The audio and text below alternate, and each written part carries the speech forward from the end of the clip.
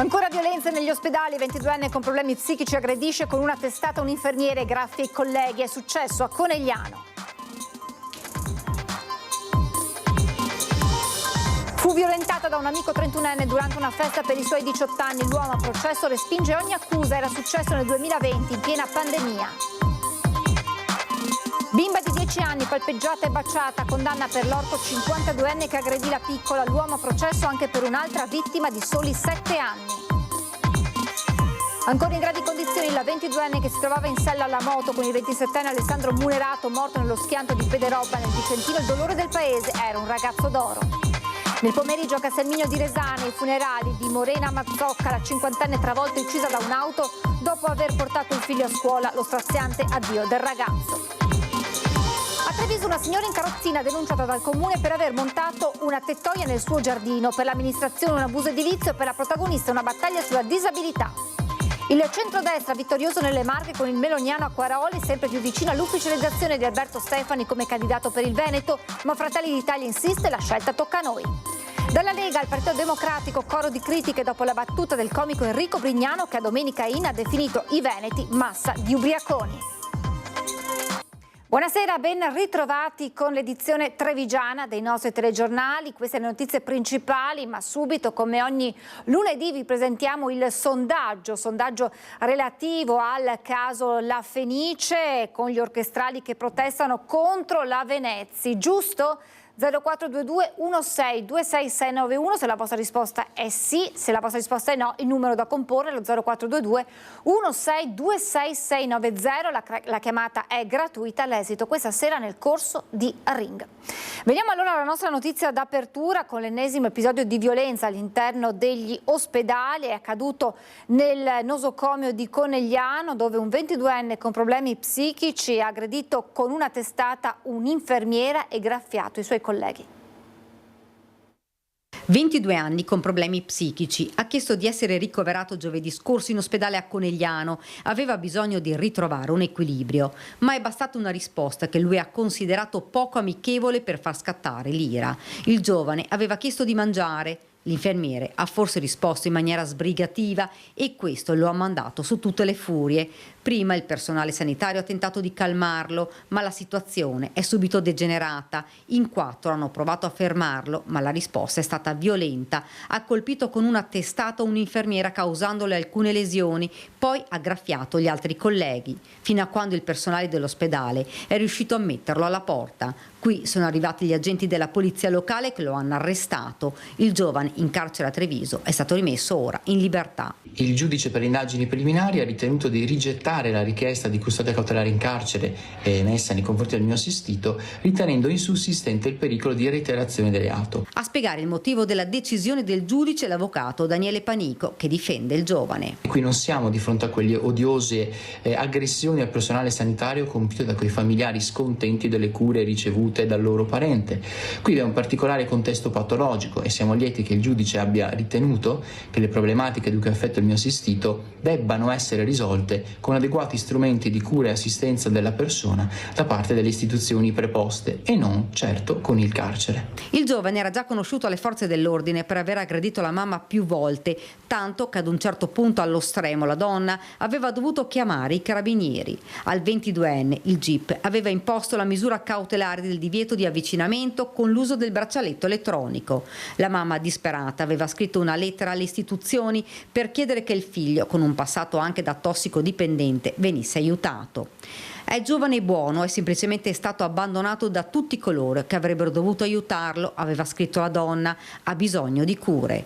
Il 3 ottobre in tribunale, proprio in merito all'aggressione alla madre, verrà conferito l'incarico per una perizia psichiatrica sulla sua capacità di intendere e volere e pericolosità. Il giovane, a cui è stato messo nuovamente il braccialetto elettronico, ora vive in un appartamento nel Vittoriese messo a disposizione dalla madre. Il grido disperato di una donna che chiede aiuto per il figlio, arrivato ormai al capolinea. Violentata durante la festa per i suoi 18 anni, a processo l'amico 31enne che respinge ogni accusa. Aveva deciso di organizzare una piccola festa per i suoi 18 anni, ma la giovane quel giorno sarebbe stata violentata da un amico 31enne che aveva approfittato del suo stato di semi-incoscienza dovuta all'abuso di alcol. Il grave episodio è avvenuto in piena restrizione per la pandemia Covid il 15 novembre 2020. A scoprire quanto accaduto durante il festino, un'amica, che non vedendo più la vittima, era andata a cercarla nelle stanze. Aprendo la porta di una camera aveva visto tutta la scena. La 18enne, portata in ospedale, si era fatta visitare, poi era scattata la denuncia. Il 31enne deve rispondere dell'accusa di violenza sessuale, anche se lui respinge tutto e parla di un rapporto consensuale. L'uomo, assieme al suo legale, ha chiesto di poter essere ammesso al percorso di giustizia riparativa, istanza a cui il pubblico ministero e la parte civile si sono opposte. La Corte si è riservata. Il 9 ottobre, giorno in cui dovrebbe essere pronunciata la sentenza, il 31enne farà delle spontanee dichiarazioni. Ha molestato 2 bambine che all'epoca dei fatti avevano 7 e 10 anni. Per quanto accaduto, per i fatti riferiti alla più grande, un 53enne di origini sarde è stato condannato a 5 anni di reclusione. Per la più piccola il processo, vista l'età della bambina, si svolgerà in corte d'assise. Le molestie si sono svolte tra febbraio e aprile 2020. Le 2 piccole vittime sarebbero state palpeggiate e baciate dall'uomo. I genitori delle bambine, ignari di tutto, si frequentavano con la famiglia del 53enne.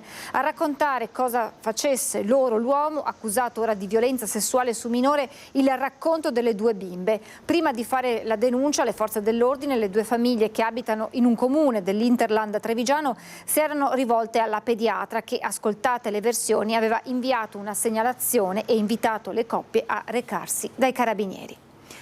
Schianto mortale durante la fuga a Castelfranco, sembra tramontare la pista della gara di velocità tra auto. Restano ancora da sciogliere i dubbi sul motivo della presenza in Veneto del 37enne di Lucca che era alla guida del mezzo.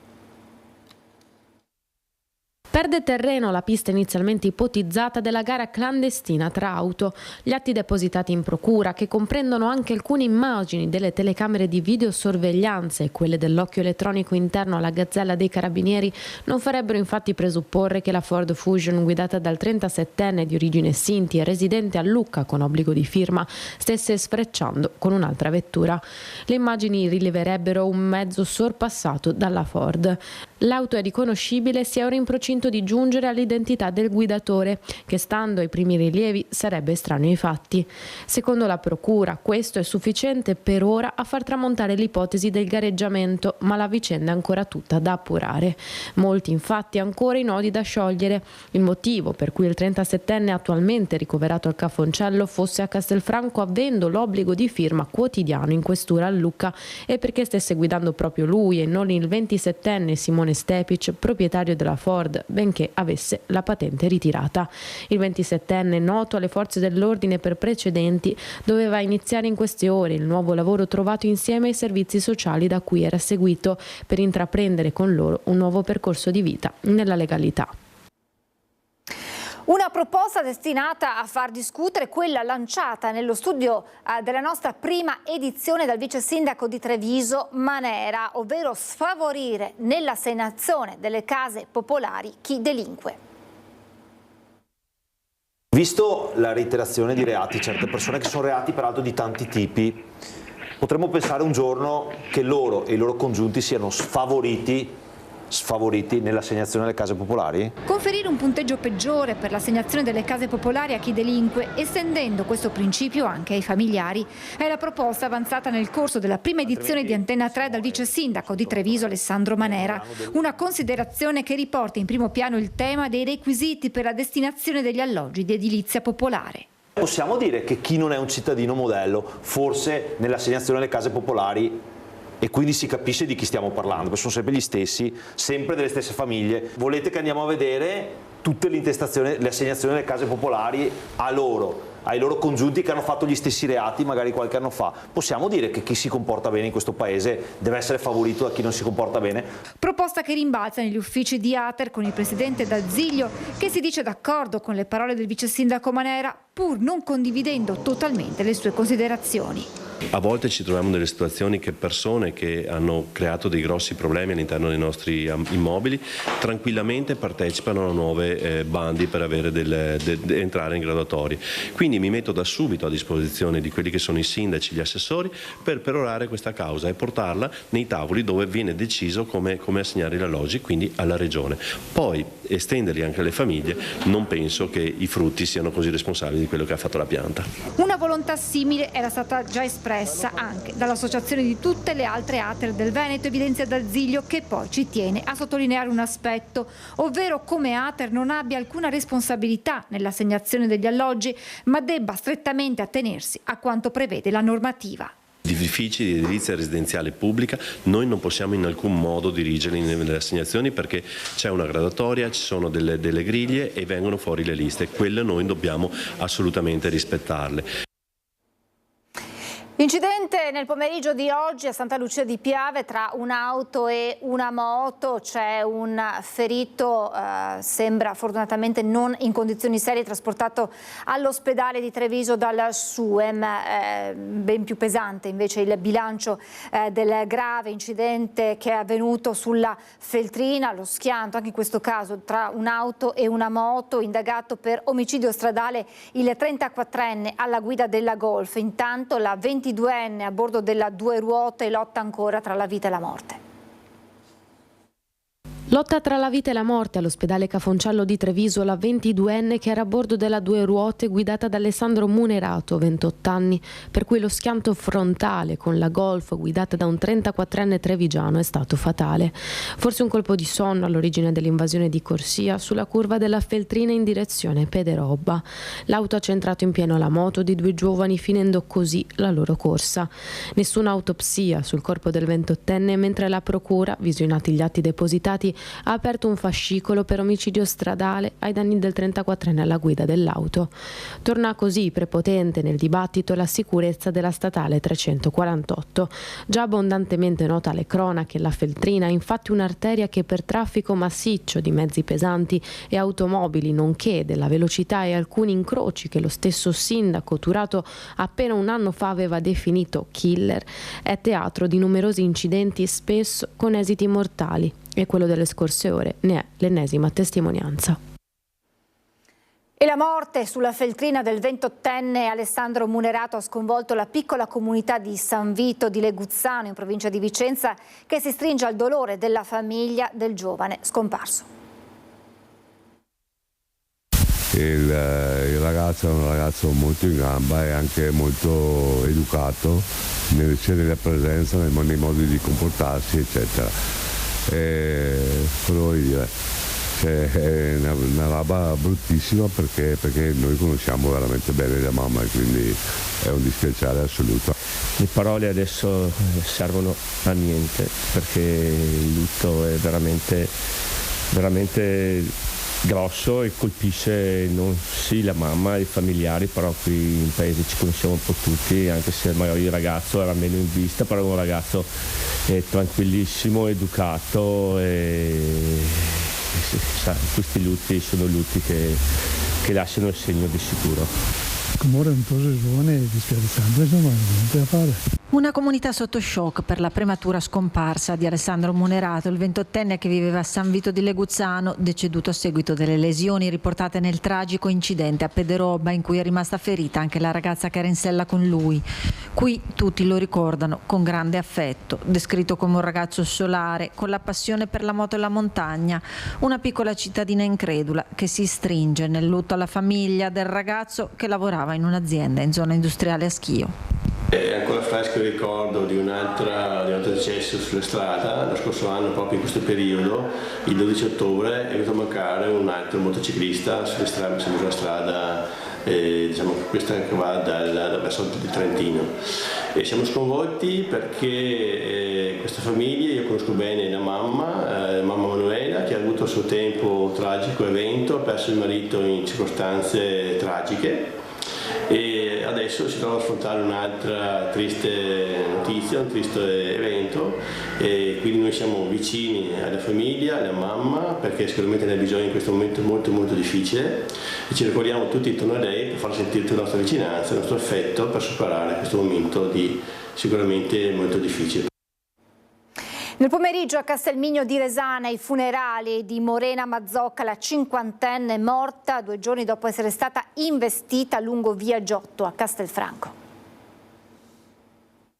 Guardami, proteggimi da lassù.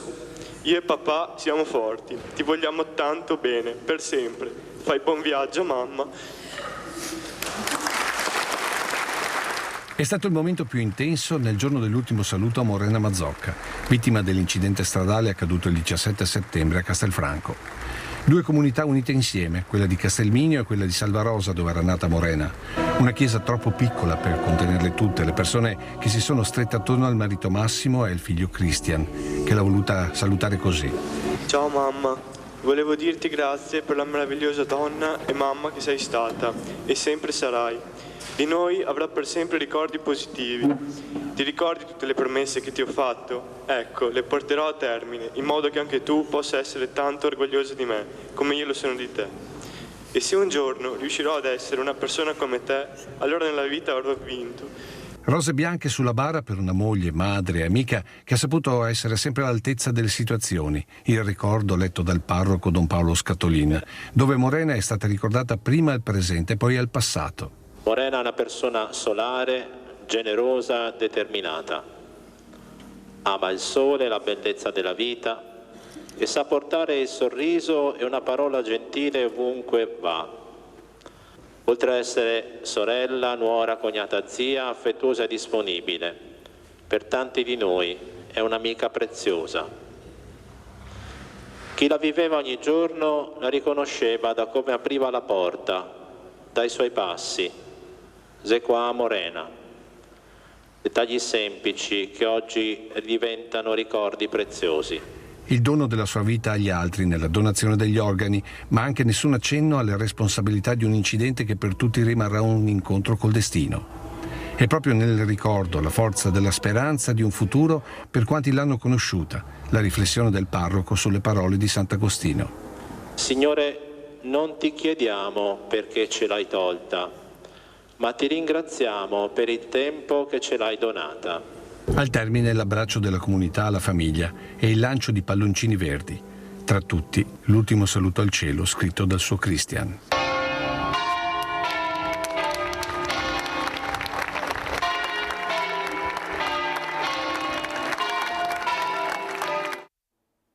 E adesso la vicenda di una signora in carrozzina a Treviso che viene denunciata penalmente dal comune per aver fatto montare una tettoia nel suo giardino. Per l'amministrazione si tratta di un abuso edilizio, per la protagonista di una battaglia per la disabilità.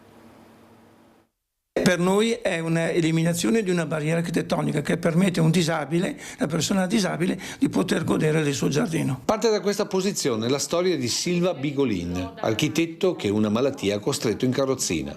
Un appartamento al piano terra di un condominio di via Capuzzo a Treviso allestito per convivere con la disabilità, tettoia compresa. La tettoia è stato l'ultimo atto di un'operazione che ho fatto su questo appartamento, perché mi sono creato un ambiente dove posso vivere tranquillamente la mia quotidianità senza barriere.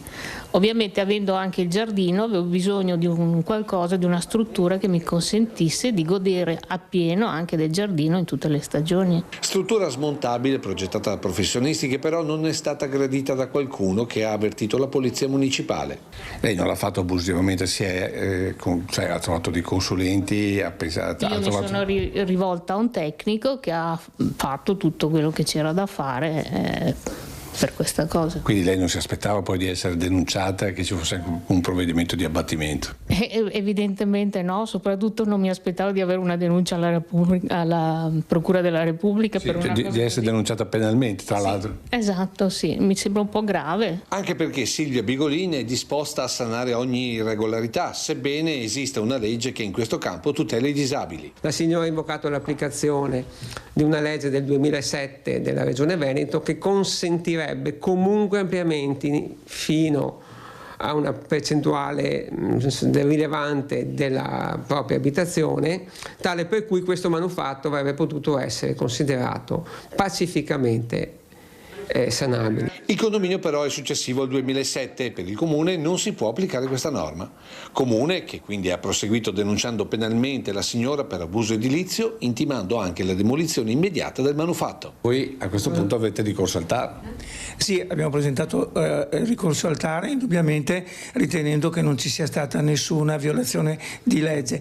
Mi spiace constatare, perché ormai è più di una volta, che devo intervenire a favore di persone disabili. Io penso di aver subito un torto e quindi che sia un mio diritto difendermi. Senta, dopo quello che è successo tornerebbe a farsi la tettoia? Beh certo, perché a me serve. Siamo alla politica, mentre il centrodestra riconquista le Marche con il meloniano Francesco Acquaroli, rieletto presidente, atteso a ore, probabilmente già domani, l'annuncio della candidatura a presidente per il centrodestra con Alberto Stefani vicino al traguardo, ma Fratelli d'Italia non molla.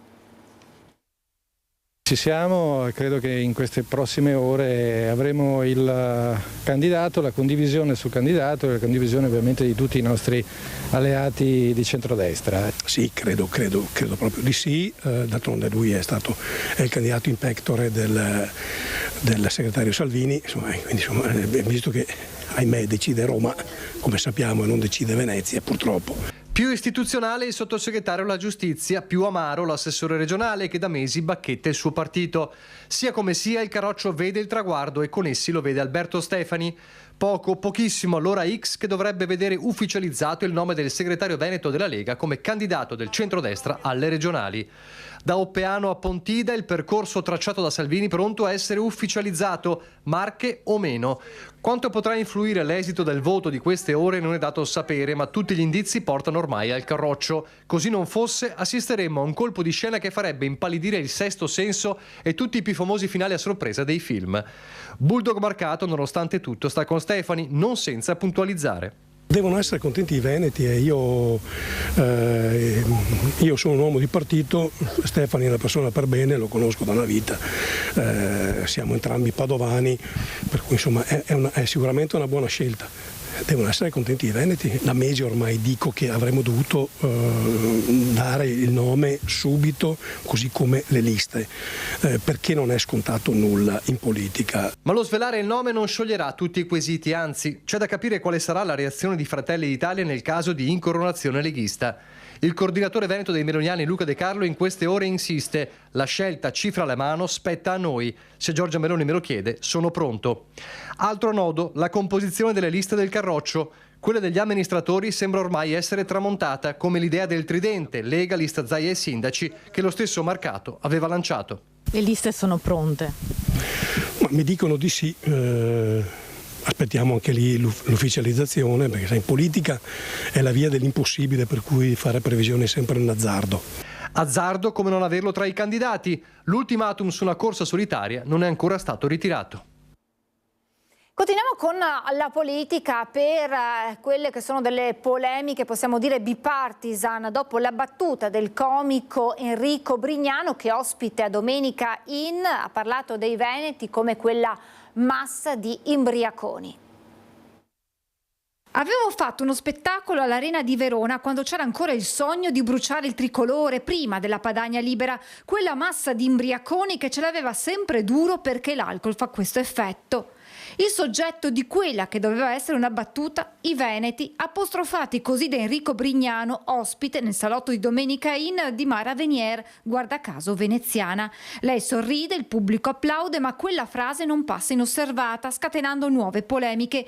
E d'altronde il luogo comune dei veneti ubriaconi è un cliché da anni sbandierato da comici e non solo. È stata una battuta poco edificante.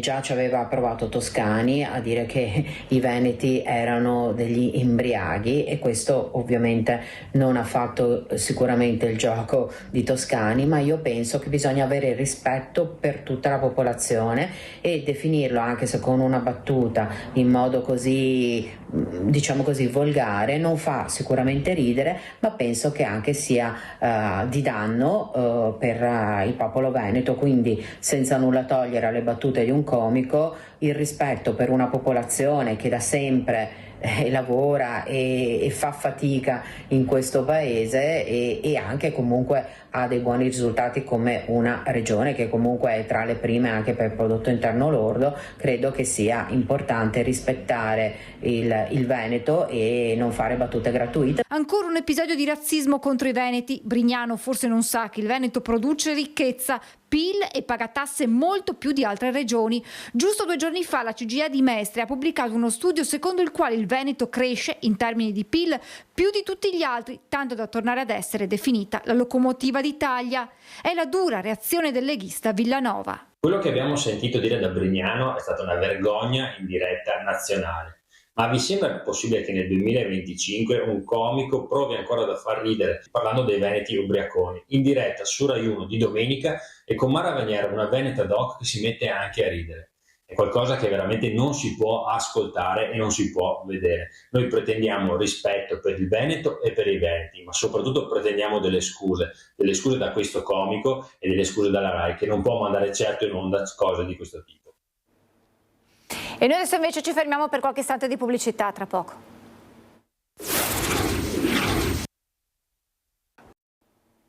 Rieccoci in diretta, una notizia che leggiamo dal sito di Treviso Today: ripartono le misure anti-smog, stop ai diesel Euro 5 con l'allerta arancio e rossa. Sono esentati dai divieti i veicoli elettrici o ibridi, tutti i mezzi adibiti a trasporto pubblico locale, taxi, autobus turistici e scuolabus, oltre ai veicoli utilizzati in carpooling con almeno 3 persone a bordo. Dunque nuove misure anti-smog che prenderanno il via a Treviso. Intanto l'Ater di Treviso e la Caritas di Oderzo hanno sottoscritto una convenzione per l'assegnazione di un alloggio ad affitto calmierato di 300 euro da destinare a persone con difficoltà economiche.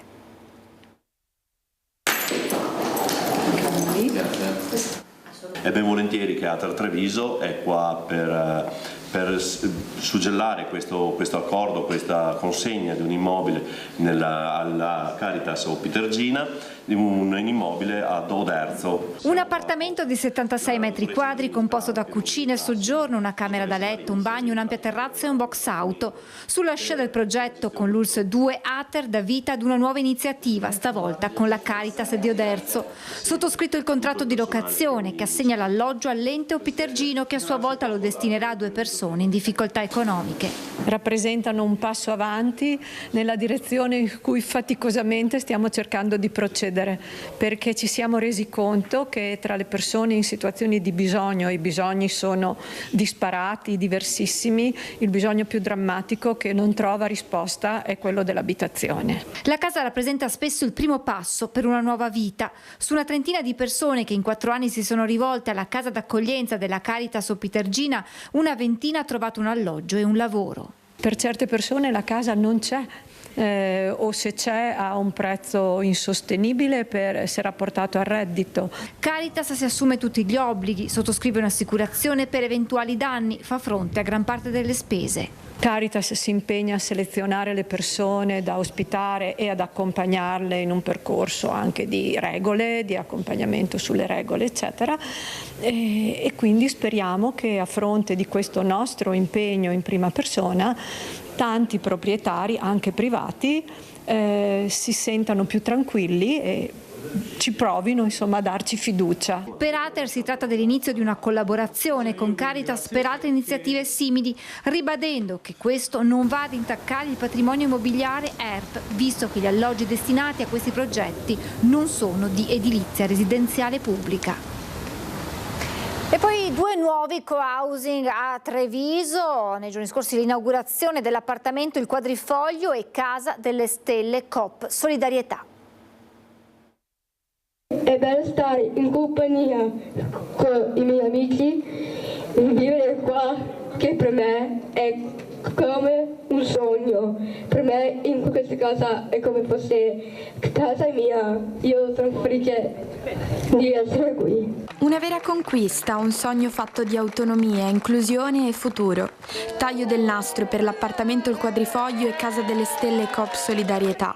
2 nuove realtà di co-housing realizzate grazie ai fondi PNRR e alla coprogettazione con il Comune di Treviso e l'ULSS 2 Marca Trevigiana. È il coronamento di un grande lavoro di squadra di tanti operatori che vanno ad aiutare delle persone a realizzare il proprio sogno. È una cosa meravigliosa. Siamo in un territorio che non dorme rispetto ai problemi. I problemi ce ne sono tanti, quelli della disabilità è uno dei tanti e credo che lo stiamo affrontando nel modo giusto. C'è un territorio attivo, pieno di voglia di fare, qui si fa, si lavora con professionalità e soprattutto adoperando bene i soldi che la comunità mette a disposizione. 5 le esperienze di co-housing che hanno preso vita tra Treviso, Villorba e Preganziol e che oggi accolgono 24 persone con disabilità.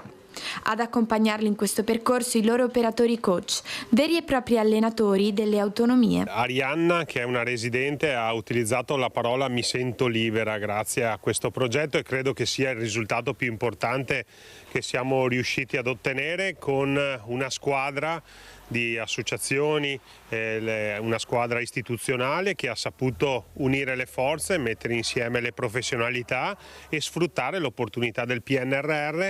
Investiti oltre 1.400.000 euro anche per avviare altre iniziative inclusive, a partire da 3 laboratori autonomia per preparare i ragazzi e le ragazze a una vita più indipendente e poi corsi digitali, co-working e i campus delle abilità, strutturati come un vero e proprio percorso universitario. Questa volta la politica ha messo davvero al centro le persone, di solito lo si dice e si fa fatica a farlo, credo che questo modello Treviso invece abbia messo realmente al centro le persone. Spero che riesco ad imparare a cucinare facendo il co-housing per i miei genitori e per i miei amici.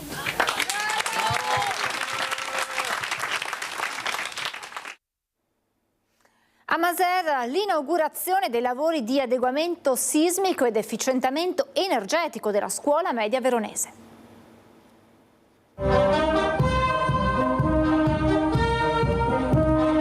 Una giornata di festa e di orgoglio per la comunità di Masera, guardando al futuro attraverso la lente più potente, quella delle nuove generazioni. Nella cittadina si è svolta la cerimonia di inaugurazione della scuola Paolo Veronese, sottoposta a lavori di adeguamento sismico ed efficientamento energetico. Un intervento di grande rilievo che da una parte garantisce la messa in sicurezza di un edificio frequentato ogni giorno da centinaia di studenti e insegnanti e dall'altra lo rende più moderno e sostenibile. La sindaca di Masera, Claudia Benedos, punta molto su questo tema e ricorda che la nuova scuola risponde alle esigenze didattiche e alle sfide di domani. La prima sfida intanto è già stata vinta, visto che i lavori avviati nel novembre del 2023 sono stati conclusi in anticipo rispetto al cronoprogramma che prevedeva la consegna dell'istituto a fine anno. In questo modo gli studenti sono rientrati in classe a settembre nella scuola già rinnovata e completata. Alla cerimonia hanno partecipato anche i vertici della regione e il consigliere provinciale Claudio Sartor. Gli studenti hanno intonato l'inno d'Italia accompagnati dal corpo bandistico di Masera in un momento di grande emozione per tutti i convenuti. La cerimonia è stata chiusa poi dalla benedizione di Don Carlo Velludo e da una visita delle autorità nei locali oggetto dei lavori. Dal 2 al 5 ottobre prenderà vita la prima edizione di Essere in Natura Radici e Orizzonti, il festival fortemente voluto e promosso da Savno insieme al Consiglio di Bacino Sinistra Piave, che proporrà gratuitamente su prenotazione incontri e laboratori tra Conegliano, Vittorio Veneto e San Pietro di Feletto. L'iniziativa nasce per proporre un percorso culturale e sociale che metta al centro il rapporto tra l'essere umano e la natura che lo circonda, declinato in modi diversi sia attraverso incontri pubblici con esperti e studiosi, ma anche con esperienze pratiche come visite e meditazioni guidate. Ed è il momento adesso di aprire la pagina con le notizie da Belluno e provincia.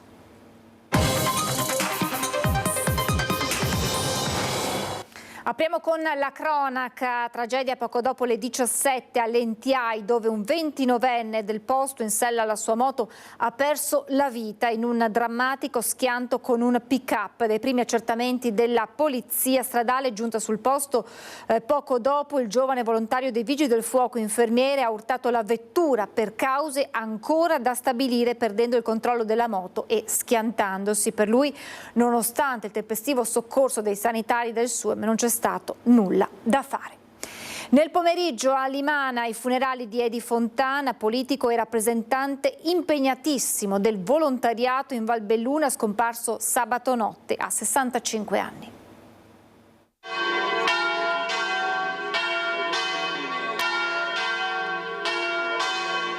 I rintocchi delle campane nella chiesa arcipretale della sua Limana, la folla assiepata dentro e fuori la chiesa, la famiglia, le autorità, gli amici e i colleghi venuti a rendere omaggio con l'ultimo saluto a un amministratore stimato e rispettato quale è stato Edi Fontana, scomparso sabato notte all'età di 65 anni. Una lunga carriera la sua, imperlata di incarichi e traguardi raggiunti grazie a un impegno costante, sospinto dagli ideali comunitari di un uomo che ha saputo destreggiarsi nel mondo amministrativo come nelle realtà civiche, nel volontariato, nella cultura. Più volte vice sindaco, consigliere comunale e assessore per il centro-sinistra nel Paese del Miele, consigliere provinciale e presidente della comunità montana Valbelluna, ha saputo affiancare la vita politica al suo impegno aziendale inepta, al volontariato con la Proloco e con le altre numerosissime realtà che l'hanno visto protagonista, sempre con il suo approccio risoluto ma riservato, aperto all'ascolto e alla mediazione, pronto a prodigarsi in favore del prossimo. Edi ha sempre avuto un carattere forte e deciso, come è sempre stata la sua convinzione, mai venuta meno, di spendere la sua esistenza per il bene degli altri, dentro e fuori di questo comune di Limana, assumendosi anche delle cariche importanti. E questo lo dico non per esaltare una persona, ma per assumere a nostra volta un impegno serio verso gli altri e verso la società. Nelle parole del celebrante Don Renzo Roncada, il lascito prezioso di Edi Fontana, riverberato negli interventi commossi del sindaco di Limana Michele Talo e del presidente della provincia di Belluno Roberto Padrin. Tutte autorità che si sono iniziate con una spiccata attitudine all'ascolto, alla mediazione e alla sintesi, alla partecipazione convinta nella costruzione della collettività. Davvero ci sentiamo tutti più poveri oggi. È saputo fare tantissime cose, ma sempre da leader silenzioso, il primo a tirare la carretta e l'ultimo a mettersi in mostra. Grazie. Freddo e neve in quota con pareti imbiancate fino ai 2200 metri. Le precipitazioni dei giorni scorsi hanno anticipato l'inverno sulle Dolomiti, mettendo anche a rischio la vita di un uomo di 60 anni recuperato dopo essere rimasto per 3 giorni bloccato in un bivacco. 3 giorni bloccato in un bivacco a 2650 metri di quota tra pioggia, bufere di neve e temperature di stampo invernale. Era ben attrezzato e pronto a trascorrere qualche notte all'avventura l'escursionista perugino sessantenne che da giovedì è rimasto isolato al bivacco Biasin, lungo la via normale che conduce dopo alcuni tratti attrezzati alla cima del Monte Agnier, in comune di Voltago a Gordino. Sorpreso dalle precipitazioni nevose dei giorni scorsi, l'escursionista umbro non ha tentato il rientro fino alla mattinata di domenica, quando, rendendosi presto conto dell'impossibilità di ritrovare il sentiero sepolto sotto la neve, ha allertato le squadre del 118. Individuato a pochi metri dal bivacco, grazie all'ausilio dell'elicottero Falco, i soccorritori hanno recuperato l'uomo con l'uso del verricello per riportarlo al rifugio Scarpa in buone condizioni. I tecnici dell'elisoccorso sono subito ripartiti per recuperare un altro escursionista, un trentenne di nazionalità tedesca, al rifugio Vandelli, zona nera per il turismo degli impreparati, a seguito di un trauma alla caviglia che gli impediva di proseguire. Una diagnosi ripetutasi nel pomeriggio, quando un'altra squadra del soccorso alpino, questa volta con un fuoristrada, ha recuperato un 50enne di Belluno con un trauma al piede nella zona di Malga Pramper, in comune di Val di Zoldo. Si è tenuta questa mattina nella chiesa di San Pietro a Belluno la celebrazione della messa in onore di San Michele Arcangelo, patrono della Polizia di Stato. Alla funzione hanno partecipato il questore, le autorità civili e militari della provincia, oltre a numerosi rappresentanti delle forze dell'ordine. Un momento di raccoglimento e di ringraziamento per l'impegno quotidiano delle donne e degli uomini della Polizia al servizio della comunità, nel segno dei valori di legalità, giustizia e solidarietà che ispirano la figura dell'Arcangelo Michele. Con questa notizia terminiamo questa edizione del nostro telegiornale. Adesso spazio alla sigla e le previsioni del tempo. Grazie per averci seguito, buona serata.